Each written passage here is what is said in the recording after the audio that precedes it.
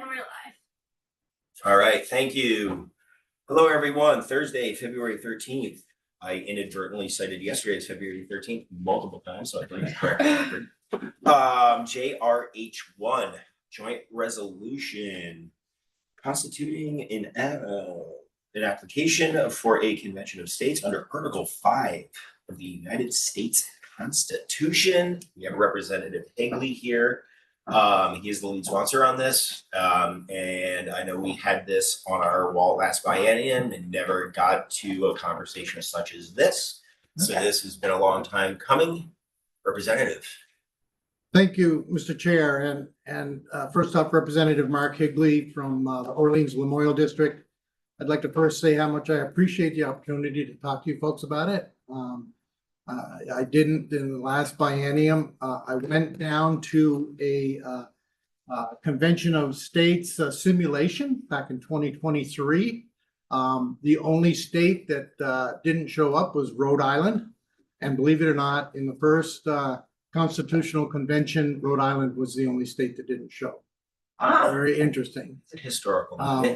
But again, when I was down there, it actually gave me goosebumps. We were down there at Colonial Williamsburg, had a lot of actors give actual speeches. There was a lot of testimony back in the day, believe it or not, that was written down. I'm not very good with remembering history, but I certainly love history. And it brings back to me why I'm here, why everybody's here. So if I could, maybe first, I just want to read a little bit about some of the history. I think that'll set us up for a good spot to start with.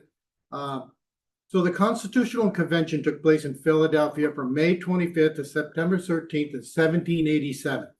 Although the convention was intended to revise the League of States and first system of government under the Articles of Confederation, that's what we worked under, the intention for the outset of many of its proponents, chief among them were James Madison of Virginia, Alexander Hamilton of New York, was created to create a new frame of government rather than fix the existing one.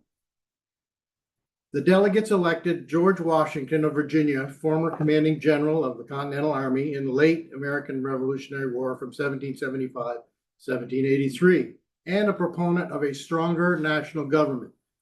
They elected him to become president of the convention. The results of the convention was the creation of the Constitution of the United States, placing the convention among the most significant events in American history. The convention took place in the old Pennsylvania State House, now known as the Independence Halls in Philadelphia. At the time, the convention was not referred to as the Constitutional Convention. It was contemporarily known as the Federal Convention, Philadelphia Convention, or the Grand Convention at Philadelphia. Nor did most of the delegates arrive intending to draft a new constitution. Many assumed the purpose of the convention was to discuss and draft improvements to the existing Articles of Convention and would not have agreed to participate otherwise. Once the convention began, however, most of the delegates, though not all, came to agree in general terms that the goal would be a new system of government, not simply to revise the reversion of the Articles of Confederation. Several broad outlines were proposed and debated, most notably Madison's Virginia Plan and William Patterson's New Jersey Plan. The Virginia Plan was selected as a basis for the new government, and the delegates quickly reached consensus on a general blueprint of a federal government which has three branches: the legislative, executive, and judicial branch, along with the basic role of each branch. Again, if you can imagine, back in that day, travel wasn't what we have today. Communications isn't what we had today, and how interesting it was to listen to conversations with what these folks had to say at the convention. And people straggled in all the time too. It wasn't like everybody arrived on the same day. There were some that took 2 weeks later. They came through halfway through the process because of traveling in horse and buggy and other events. So that sets you up to what this how this Constitution got started. So then in the Constitution, the framers understood that, wow, we're creating quite a removal from what we were under, which had actually more of the states having control. to having the federal government have more control, because really the federal government at the time really only had control over war efforts and that sort of stuff after the war. And they were finding it hard to do what they needed to do. So the framers, again, in looking at this, in particular, understood that, whoa, we're giving the federal government a lot of authority. But under Article 5 of the US Constitution, it described two processes for amending the Constitution. The first method gives Congress the power to propose an amendment with 2/3 support of both in the House and the Senate. Once proposed, an amendment requires ratification by 3/4 of the state legislatures, or 38, to take effect. All 27 amendments of the US Constitution have followed this path. The second method allows 2/3 of the states, 3 through 34 of them out of 50, to instruct Congress to call for a constitutional convention for proposing amendments. And Mason, he was instrumental in arguing this point and getting this this particular Article 5 considered. So that's what brings me to Article 5. If you've read the resolution, the resolution has to be approved by 2/3 of the states, or 34 of them. The applicants have to have the same general subject matter. If that happens, Congress must, that's a must, call for a convention. The Congress may call for a temporary presiding officer, but once the conventions get started, they elect their own presiding officers. Each state chooses its own delegates, generally 3 to 5. It can get overwhelming if there's more than that, as you can imagine.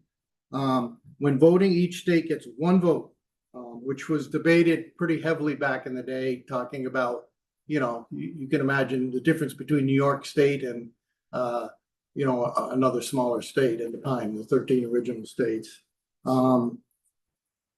The convention may not propose an amendment outside of its prescribed agenda. Again, the agenda that you see in here, a lot of people say it's rather vague on some of it, but there's a purpose for that, because it's up to the convention members to determine what actually comes out of it. So this has been one of my curiosities. So it's not just like a constitution jump balls, No, right? Like, so it's defined within these resolutions and directives correct.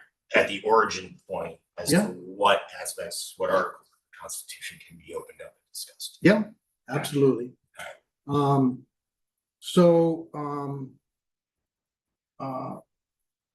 Yeah, Sorry, I mean to if they throw do you off. propose something outside of the agenda, in the words of the Article 5, it must be a part of this Constitution. In other words, you can't propose to remove the Constitution and replace it with something else. It has to be subject to these 3 particular issues if this was to go forward. Okay. Understood. Currently, there's 19 states. I can tell you what those are real quick if you want, or not.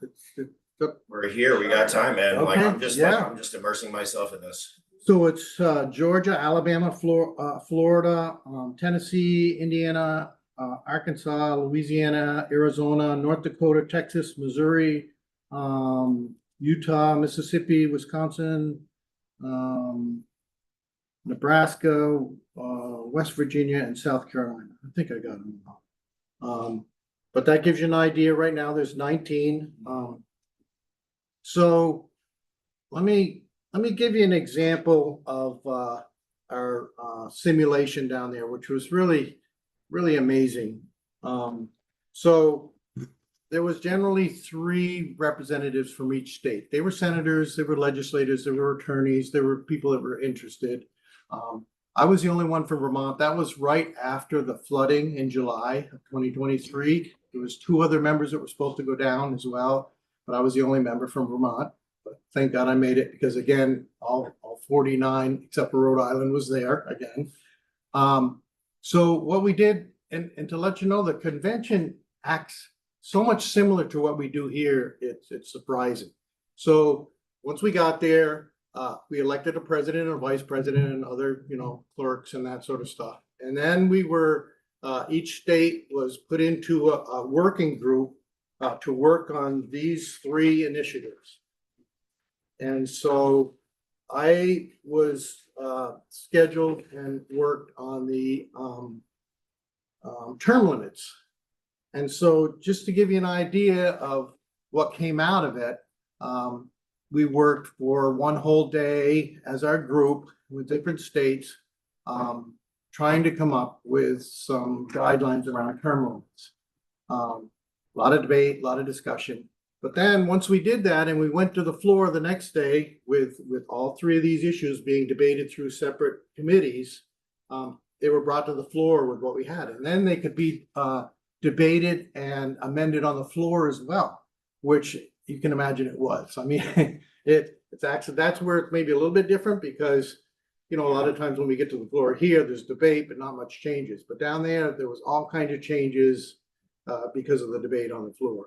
So just to give you an idea of one of the changes or the change for the term limits, which came up with at the end was no person shall be elected to serve in the House of Representatives more than 9 full terms, nor elected or appointed to serve in the Senate more than 3 full terms. This article shall not disqualify any person from completing a term in the Congress to which that person was elected or appointed prior to the ratification of this article. No person shall serve in the Congress for more than 24 years in total. So that's just an example of what could possibly come out of this convention. The other issue is again looking at some form of the ability to regulate the government and its spending. Just as of February 10th, 2025, the U.S. national debt was $36.22 trillion. Again, that's an issue that would be addressed to some degree. I can give you a little bit of this one was the Committee on Fiscal Restraint. I really won't go into all of it because it's kind of technical in nature when it comes to percentages and all that, but they've worked out a process. These folks were smarter than I was for sure. But I can just read a little bit of it. Federal expenditures for each fiscal year shall not exceed average annual revenue collected in the prior 3 fiscal years, not to exceed 18% of the gross domestic product of the preceding calendar year. And then it just goes on to talk about a little bit more about it. But that's what they came up with fiscal constraint. Yeah. Wonderful. Representative Waters Evans.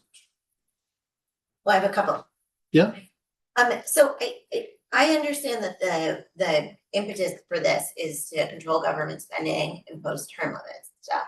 But I'm interested in the organization where this language came from for the resolution. It looks like it was copied and pasted from an organization called the Convention of States, which is funded by and managed by Citizens for Self-Governance. Can you talk about those organizations and their connection to Project 2025 and the donors who are undisclosed, but the board of directors and the people, I can read them to you, I've got them from their website. There's quite a list of people who are supporting that. So I'm just wondering what the tie-in is between sort of this organization that's overseeing it and driving this effort, and then the actual, goals it's trying to accomplish. Yeah, I have that as well. There's Randy Barnett. He's a graduate of Harvard Law School, professor at Georgetown. There's Charles Cooper, founding member, chairman of Cooper and Kirk PBLLC. I mean, here's the list of them. I understand that. That to me is not significant in the sense of what's on the paper that we're looking at. And states have the option to consider whether or not that's something that they want to sign on to. I think as things go on, there may even be more of a issue for states to consider holding a constitutional a convention of states because of excess power through government. So again, go ahead. I just had one follow-up question, which is, so it seems like, is this a response to the current administration that there's excess power in the No. federal government right now, and that it's trying to temper that, and that Congress isn't doing its. No, this is an ongoing process. I think the first one that signed on to it was in 2014. So we're talking 10 years. So it's even been going on longer than that. The first state that signed on to the Convention of States, 2014. So we're talking 10 years.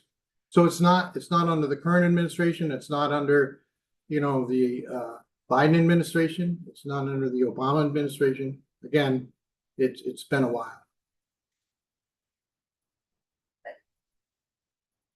And again, I can tell you, even at the simulation, there was Democrats there as well as Republicans, as well as independents. Yeah, the website lists, I found one libertarian, I guess Rand Paul was there on the list of people who support it. And one Tea Party member, but everyone else was from the Heritage Foundation, Rick Santorum, Jim DeMint, Mark Meckler, Marco Rubio, Mike Huckabee, Greg Abbott, Chip Roy, Ben Carson, Stavros Anthony, Sean Hannity, Ben Shapiro, Sarah Palin.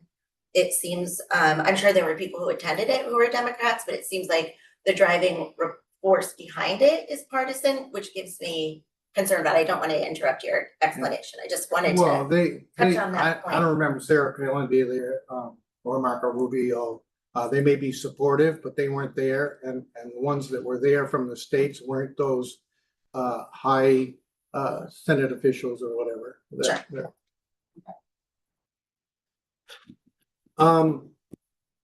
I guess really that concludes my information around what it's all about and what the process would be.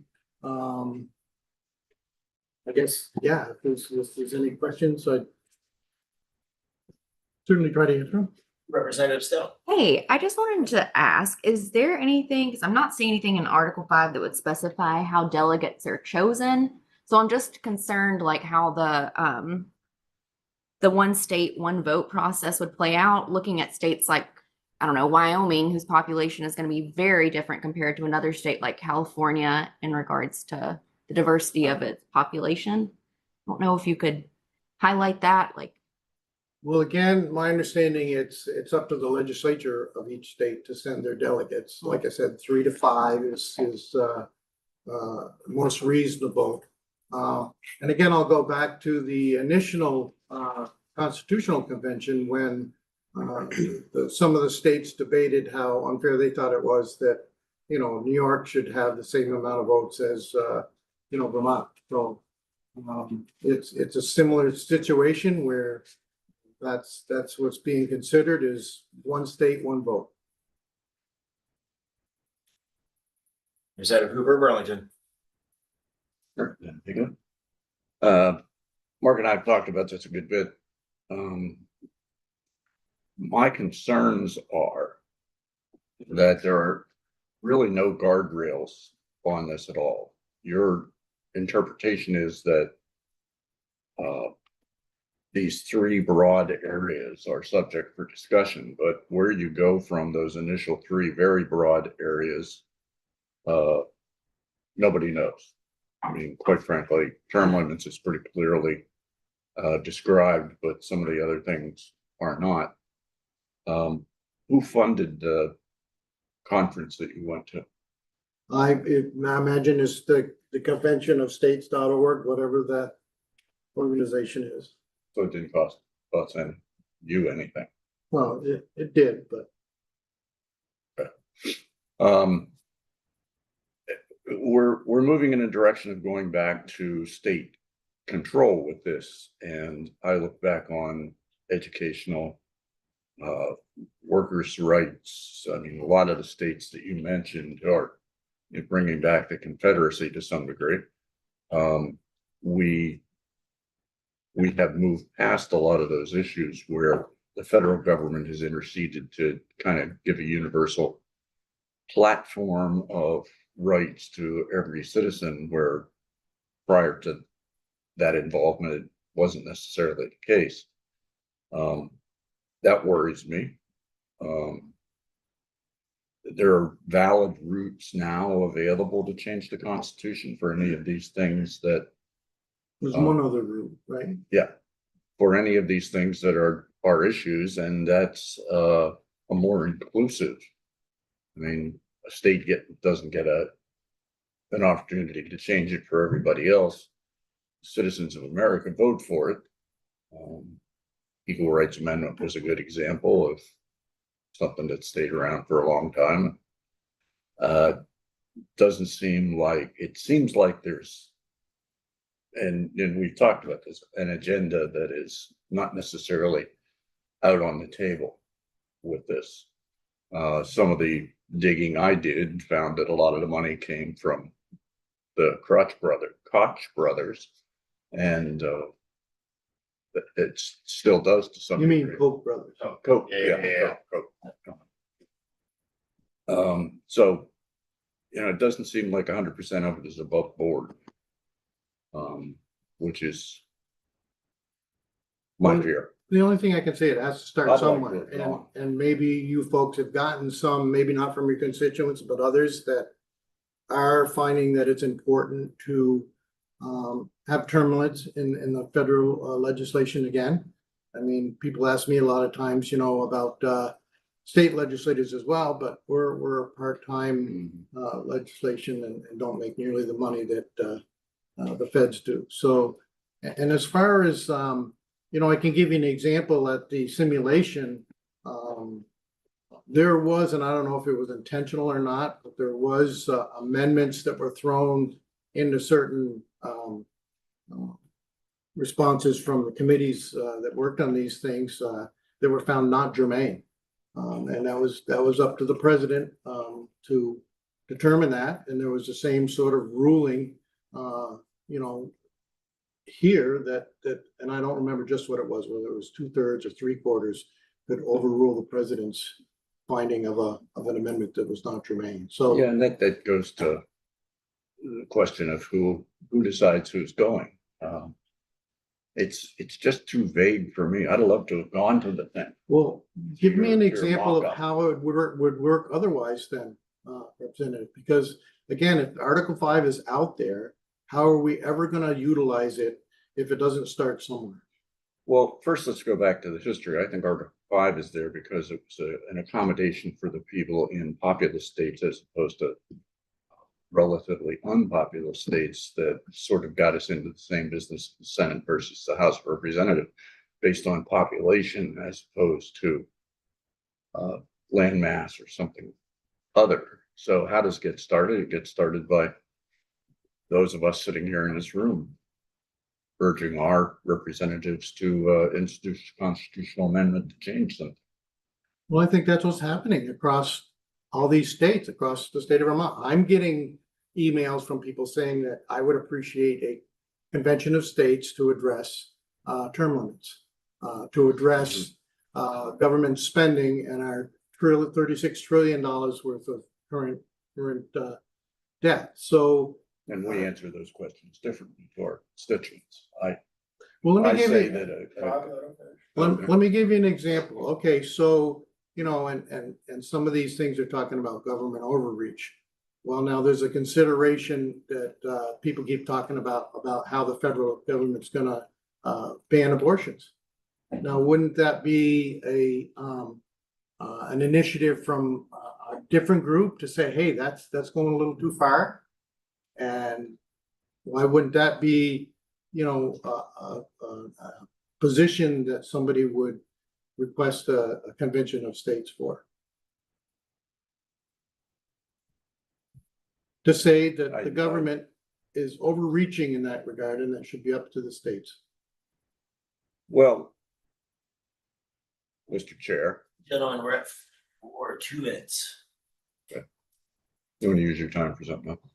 No. Okay.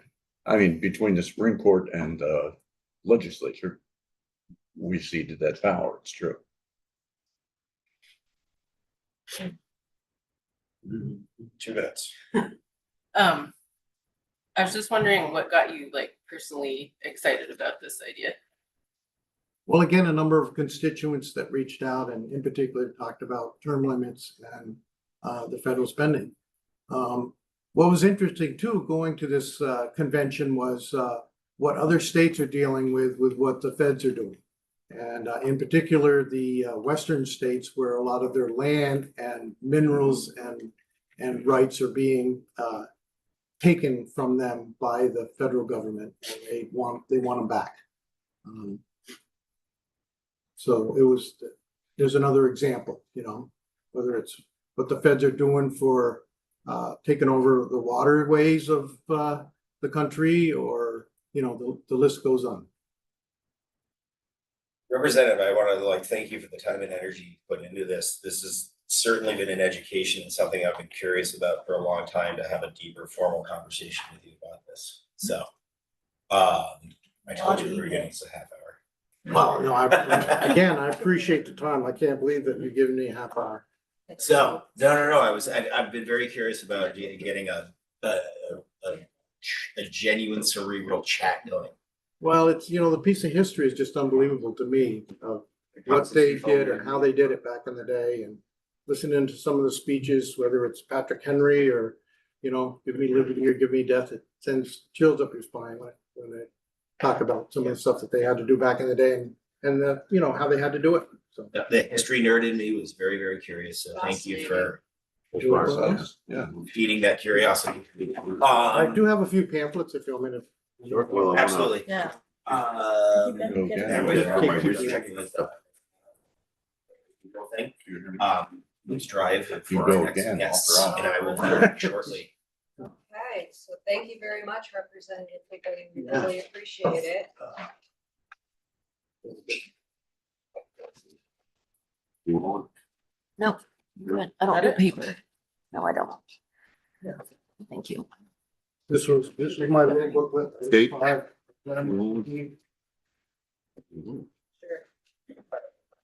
Thank you. We have an actual state designated. And we're still online. It's a Yes. region. Yeah. Person. Yep. It's fine. You're not. I think she's calling me. All right, thanks again. Thank you very much.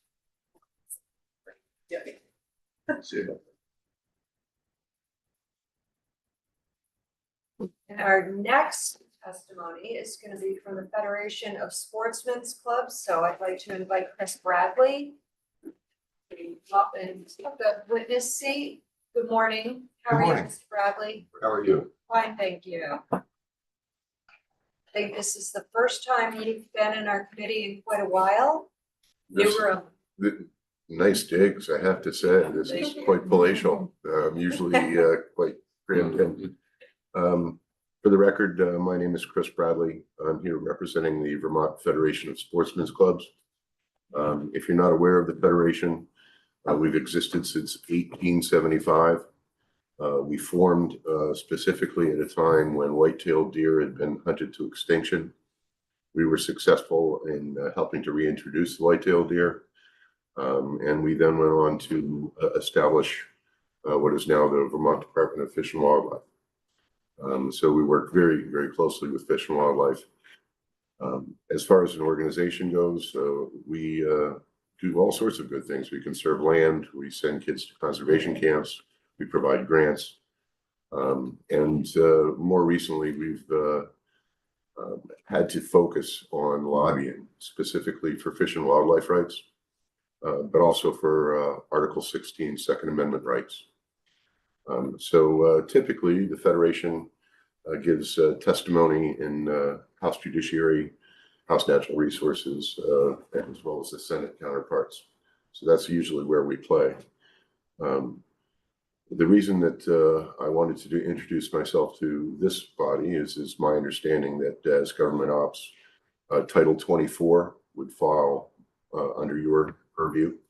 And we're specifically interested in what we call the Sportsman's Bill of Rights, or Dillon's Rule. Back in 1969, the legislature passed 24 VSA in 1971, where you gave the authority, the legislature gave the authority to municipalities to adopt rules, regulations, and ordinances. And that was pretty much unfettered. 18 years later, however, the legislature came back and adopted 24 VSA 2295. I refer to that bill as the Sportsman's Bill of Rights, which essentially, in a nutshell, restricts a municipality from passing any ordinance or rule or resolution having to do with anything with firearms other than the discharge of firearms. So things like hunting and trapping and ammunition and possession and storage were all taken off the table. And a municipality was given the authority through 24 VSA 2291 and 2295 to only regulate the discharge of firearms. I think in doing that, Vermont joined 40 other states that use the concept of Dillon's rule. And Dillon's rule, in a nutshell, is, if you're not familiar with it, is a concept where a legislature, a municipality only has the authority and power that the legislature grants it. And at least in terms of firearms, which I know is a very divisive topic and many different views on the topic, but it has prevented what I would refer to as a patchwork of disparaging laws or disparate laws as a Vermonter who is a firearms owner travels across the state of Vermont. For example, if we take a look at the Wayside Restaurant, if Montpelier was allowed to have certain laws concerning firearms and Berlin was allowed to have some different laws, then depending on where you parked at the Wayside, you would be possibly in violation because the town line literally runs through the Berlin parking lot. So I believe there's a great deal of sanity for a firearms owner to have a consistent set of laws statewide.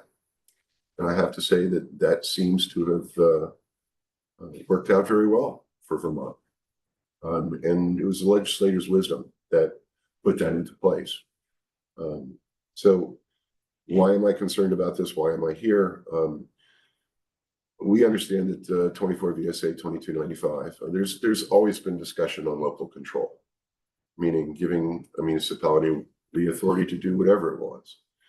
And I think in some instances, perhaps Act 250 type things that may work fine. But when we're dealing with a constitutional right, we're entering into another area altogether. In fact, the whole concept of sensitive places is very much in the crosshairs of courts across the country right now. And they're trying to figure it out. The progression here, just so you're aware, we didn't really have any attention to firearms laws in the Supreme Court until the Heller decision. The Heller decision was a landmark case whereby a security guard who could carry a gun during his work every day had a DC law that says as soon as you got home, the firearm had to be unloaded, had to be stored separately from ammunition, in essence, defeating the purpose of self-defense. The Supreme, that went finally through a series of appeals to the Supreme Court, and the Supreme Court upheld not only a framework for how we should be looking at Second Amendment rights and but further came out and said, no, the Constitution is clear. Someone does have a right to have a firearm in their home loaded for defensive purposes. That's why we ran afoul of the suggested storage law that was put out last year that basically, against the Supreme Court decision, would have required you to have that firearm loaded and separated and locked up. Fast forward, we went to the McDonald decision. There was a Chicago law that said you could not carry a loaded firearm outside of the house.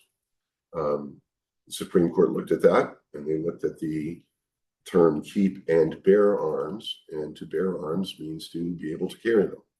So the McDonald decision, Supreme Court ruling, said no, that not only do you have the ability to be provide for the means of defense in your home, you have it outside the home. Now, I'll be very candid. The Supreme Court, if you look at these decisions, is very specific. It's not unlimited. And the Supreme Court even went as far as to say, hey, there are certain places which are sensitive places and we shouldn't have firearms there. Legislatures are one. We don't want citizens intimidating legislators with firearms. Courts were another. I don't know the last time you've been in a court. Plaintiffs, I've only been a plaintiff. You cannot enter a courtroom without going through bag searches and magnetometers and x-rays. So the people entering that court have a very strong feeling of safety because everybody's on the same legal footing. The same pretty much with the legislature. I think all of us saw the level of security that was here during the governor's budget address. That is tight security. That is making sure nobody can come in here to do harm. Polling places were mentioned. In fact, we now have a polling law. Well, I did myself object to that. I object to these things because in the absence of any screening equipment or guards or bag searches, there is no safety. Simply putting up a sign that says no guns allowed is, I call it a zone of illusionary protection, or ZIP, because that's the level of protection that's there. I'm going to set, well, I will mention schools. Schools were also specifically mentioned. If we go back in history, however, there was a reason why youth could not bring guns to schools, because at the time of our founding, you went through elementary schools and then you were sent off by your parents to some other higher institution where that institution essentially gained parental rights. And they didn't want students going to that area with firearms. I fully believe that there shouldn't be guns in schools. It's not that we are unreasonable here, but I think you'd be very surprised how many Vermonters, and by the way, the Vermont Constitution and laws do not specifically prohibit either open carry or concealed carry. And I really think we need to focus and think about the differences of what open carry and concealed carry is. As a conscientious firearms owner, I would never walk into a hospital with a firearm visible, ever. It just shouldn't be seen there. There are any number of places where I think open carry is insane. Now, we can't say we can't open carry because there's things like hunting and going to and from hunting and going to and from shooting ranges and that sort of thing. But as far as concealed carry, I think you may be surprised at how many Vermonters every day provide the means for their self-defense. And I have to argue that it is not the Wild West out there. We're not seeing law-abiding citizens engaging in gunfights or anything like that. We are seeing very bad people who are doing bad things with guns. And in my reaction to that as a Boy Scout, someone who trains and practices with firearms, it's unacceptable to me. I will not be disarmed. Now, I certainly understand that I'm certainly not carrying now. I'm 6'9". I would tip out at 260. I'm really just somewhat imposing just as physical stature. However, the two largest and fastest growing demographics of firearms owners are women and people of color, because people of color are more susceptible to crime. So all of this, when we start thinking about sensitive places, for example, guns in municipal buildings or guns in bars, we need to start thinking about what the Constitution said and what our Supreme Court has indicated how we should evaluate such things. First of all, it's fairly simple, based on the Heller decision, but refined in the Bruen decision. And by the way, the Bruen decision was all about initially some New York had the ability to grant a concealed carry permit for somebody, but in practice, it was never given out. You could not go in and say, I need a gun for self-defense. It wasn't a valid reason. So in making that decision, and in subsequent appeals, New York attempted to say, hey, we want to make the entire island of Manhattan a sensitive place, which was specifically the Supreme Court said absolutely not. So just in terms of a framework, and I do not want to take up inordinate amounts of your time today. Obviously, I'm passionate about this. If a law touches the Second Amendment, as such as a ban, the Supreme Court has said that law is presumptively unconstitutional unless the government can show some historical analog for a support of such a law. And we had a case recently, Rahimi decision. Rahimi was a very bad man. He was abusive. He was shooting at people. He was abusive to his wife. Yet an argument was made, well, he's part of the people. We can't take his guns away. And actually a lower court said that no, he shouldn't lose his right. This went up to the Supreme Court, and the Supreme Court looked at this and said, that doesn't make any sense. Historically, bad people could be separated from their firearms. So the Rahimi decision was made. Interestingly enough, though, in making that decision, the Supreme Court went out of their way to repeatedly say violent crime, violent offender. The reason being that there's felonies that are nonviolent. And does a person who wrote a bad check or lied on a form, are they violent to the point where they've lost their right to keep and bear arms and defend themselves? So you're going to see court cases bubbling up specifically about nonviolent people who are not a risk, who should not have lost their Second Amendment rights. I have to say, and forgive me for, you represent Burlington, I believe. November 11th of this past year, the Burlington City Council passed a resolution to ban firearms in bars. And then they passed the wording of an ordinance.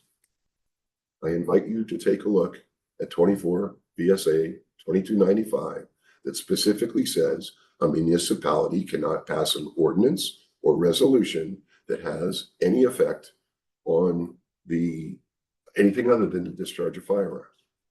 Yeah, I wrote an op-ed on this because it bothers me that we have a law that's going to be ignored.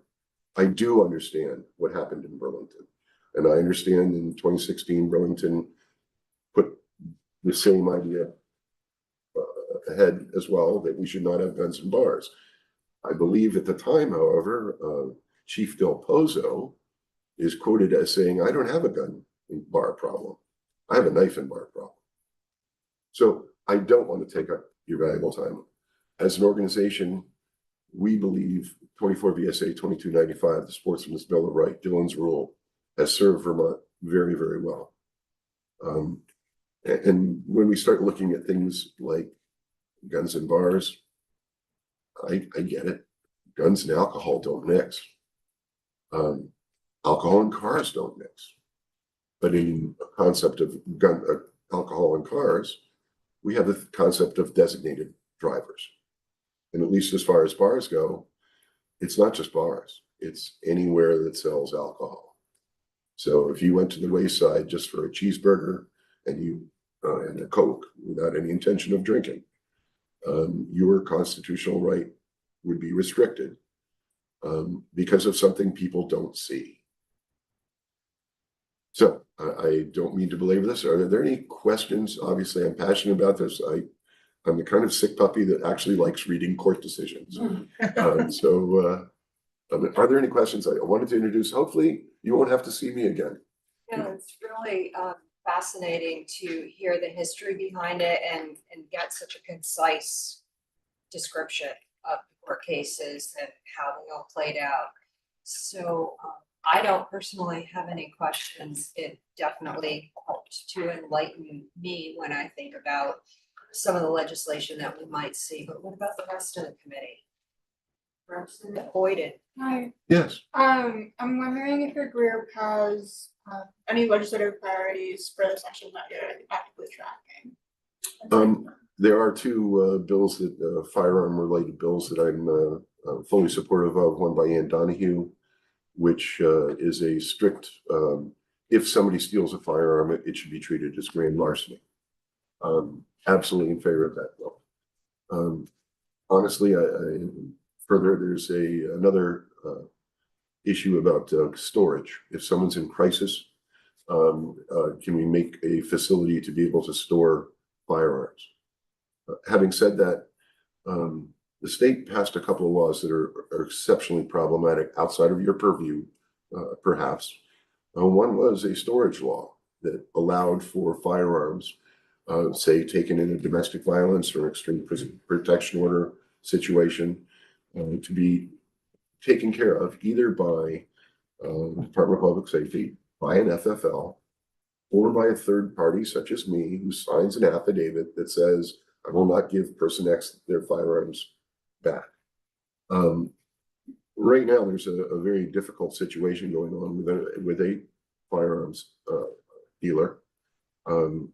With the issue being that a gentleman was accused of domestic violence under a law that was passed last year, and without due process, that gentleman had 19 firearms confiscated from him under a domestic violence accusation, which was later completely dropped, and there was no domestic violence. However, because he was charged with domestic violence, and because of the change in the law, the police were able to confiscate firearms from him. They confiscated 19 firearms. They didn't want to take care of them.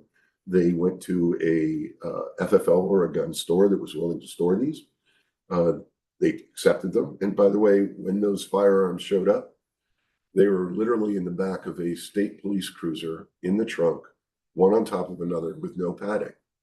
Now, that may mean nothing to you, but these are often very valuable firearms with historical value, be that as it may. They were turned over to the gun store for safekeeping. Gun store was never given a name of the person who was the accused of DV. They were given a court case, a docket number. Time elapsed. They needed to start getting in touch with the person to say, hey, you're running up storage bills, and what arrangements do you want to be making for your property? They called the court. The court gave them the wrong name. So they tried to do due diligence, contact this person across 90 days. Do you want your property back? How are you going to resolve this? No response. So they ended up and started selling the guns, which was state law. The gentleman who was accused saw that one of his guns was being sold, but not before it actually got sold. So now he's retained a lawyer. That lawyer is suing the state as well as the gun store for following the law. They've now chewed up $6,000 worth of legal fees, and it's under the Consumer Protection Act that they're being sold. So there's an issue there.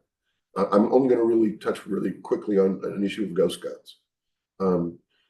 I am per ATF rules and regulations and in the Constitution. You could always make your own firearm. And by ATF rules, it did not have to be serialized. Okay, well, the state wanted, because these things started showing up in crime, we felt we needed to make sure everything was serialized. At the end of this, when I testified, I'm in personal contact with any number of FFLs. I testified, you're not going to find people to serialize very easily. In fact, we can't find anybody that wants to take on that responsibility. And I testified to that. One of my opposition groups came in and said, well, there's 330 FFLs, federal firearm license holders, or people who can deal by federal law with the government, by the government with your firearms. There's 300 of them. Shouldn't be any problem. You might want to check with Representative Quimby.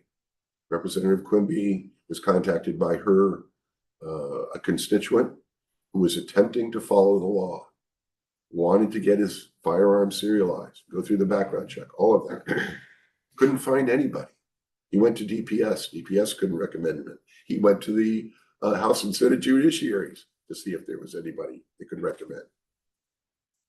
At the end of this month, anybody that's not serialized a gun is going to be a criminal. So I'm sorry. Okay, Representative Cooper. Second Amendment is keep and bear. Yes, sir. We really seriously restrict the ability to bear and keep automatic weapons on a federal level. Do In you have- Vermont, we do. Hmm? In Vermont, we do. Have a very serious permit to have a gun. The Vermont citizen is legally allowed to own a machine gun. In Vermont, that varies state to state. New York, you can't. Vermont, Maine, and New Hampshire, you can. There's a number of states, but back in 1968, they froze the number of firearms that were actually available to the civilian market. But Vermont would be, It's hard. and I'm not sure that any crime has been committed with a fully automatic weapon in Vermont. Well, regardless. Mhm. How do you draw the distinction, or do you draw a distinction officially between a semi-automatic that can spew out 30 rounds in 4 to 5 seconds, as opposed to a revolver or other personal firearm? Well, When we certainly, get to the ownership carry. well, I think we're going to find that a ban, if we look at Supreme Court precedent, we're going to find the term common use. Common use becomes somewhat of an acid test for the Supreme Court. So when we're talking about modern sporting rifles, rifles that can fire more than one round without reloading, I would first step back to say, at the time of our founding, these were not unknown to our founders.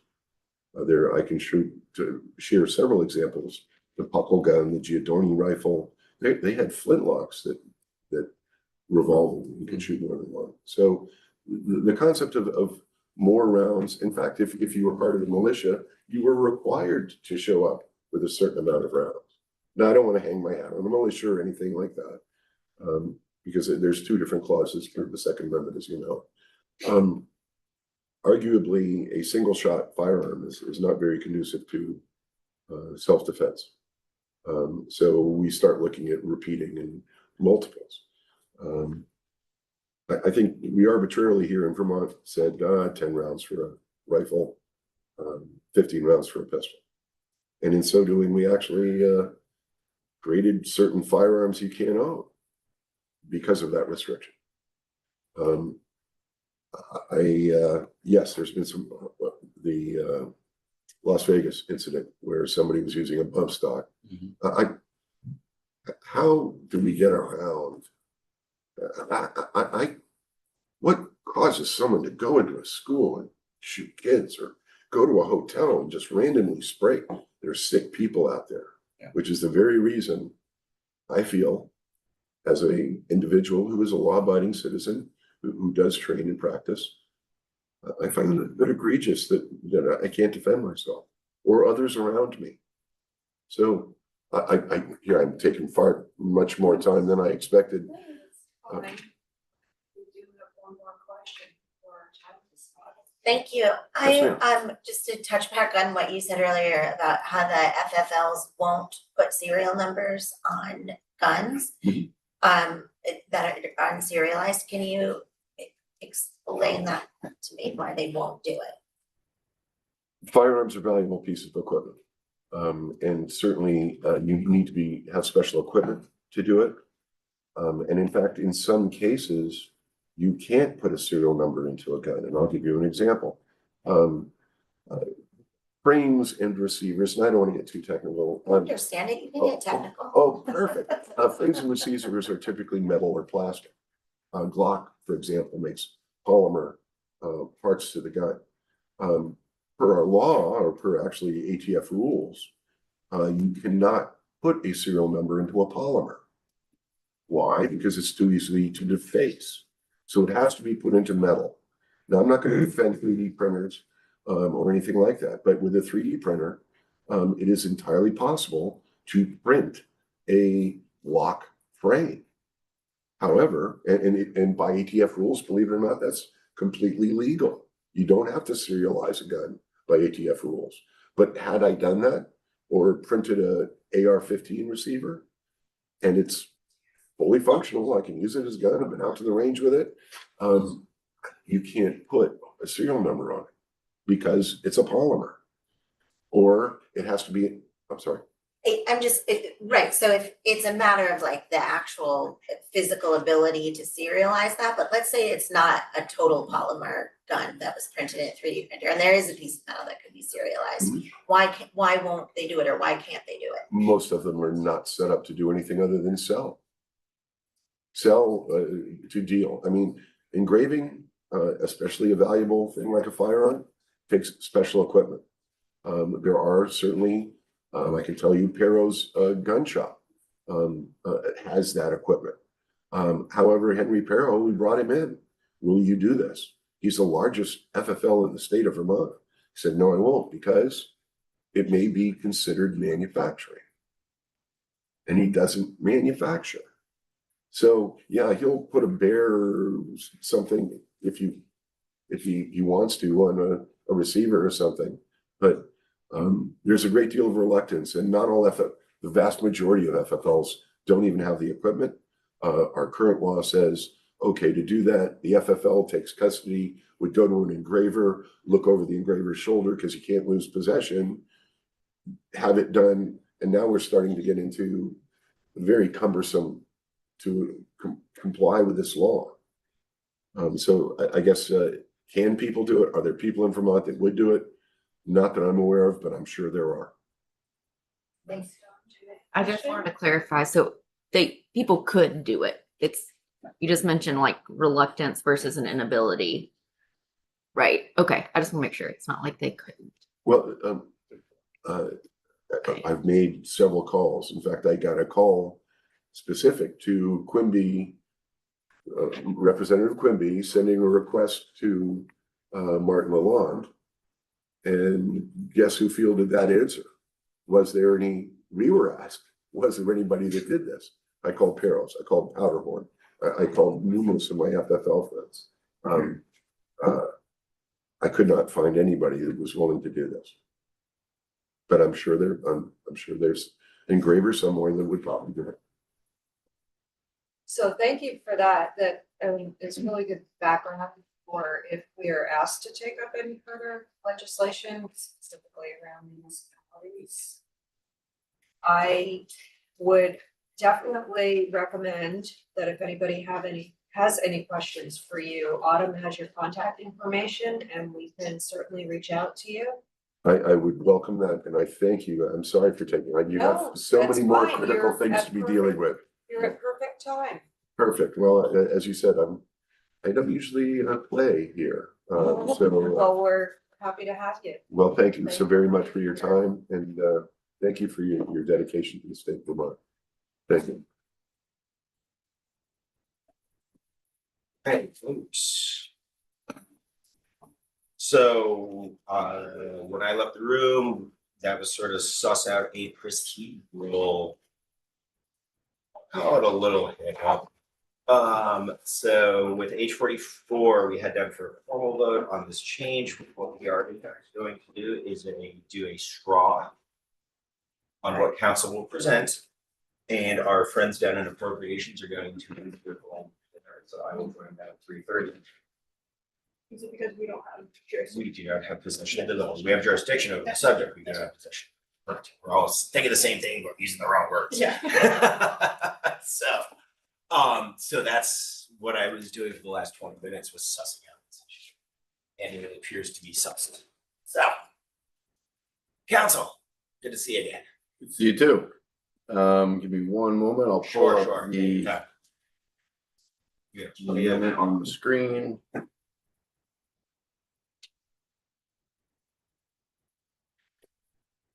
And Audible, we also have it on our page. It's cute.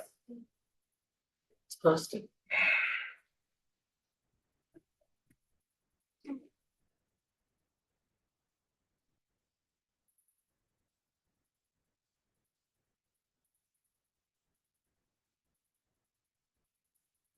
Okay, for the record, Ben Obergroski from the Office of Legislative Counsel. Good mixed precipitation morning to all of you. So as you'll see, this is, it will change from an amendment offered by this committee to one offered by appropriations due to sort of the procedural change. So outside of the reference there on line 2, it will remain the same. So what this does is that this will amend the report of House Judiciary. And the reason why is because House Judiciary did a strike all amendment and the as introduced version did not have the task force in it. So since their amendment has the task force and this is amending the task force, this amendment will amend that report. If it passes, will be incorporated and then will go to the floor as full.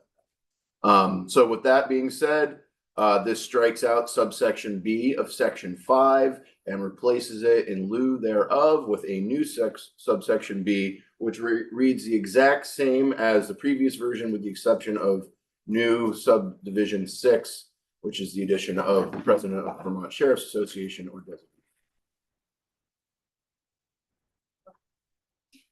Yeah. One of the few. Yeah. No, I mean, it is the jargon gymnastics we play sometimes here, right? So I mean, it is, although there was a lot of gymnastics in the words we're using right now for the procedural aspect, it seemed like a pretty clear and clean addition to actually standardize within what the typical makeup of these task force are. Okay? I think Sheriff Anderson is pretty clear that it's like, hey, we're always at these things. Could we be again? Any questions for council right now? Anyone? Okay. So I guess I'll make a motion that we take a straw poll to earn the addition and insertion of this language. Thumbs. Representative Pistol. Oh, I thought you were waiting. I was waiting for her. No, we're going straight to thumbs up on this one. Yep. All right, cool. That looks like we have a very clean 10-0-1 on a straw poll. Anybody want to speak to this on the floor like I asked? I feel like I've been ball hogging the microphone on behalf of the committee. No, this is me deferring to someone else to play with there. Do you want, okay, the key. Representative Nugent's in to affirm a 10-0-1 in support of the language to be amended in the Committee on House Appropriations. Any other questions for now? We got a little bit of time, it looks, till we get to our next guest. Nope. Awesome. That was a good morning.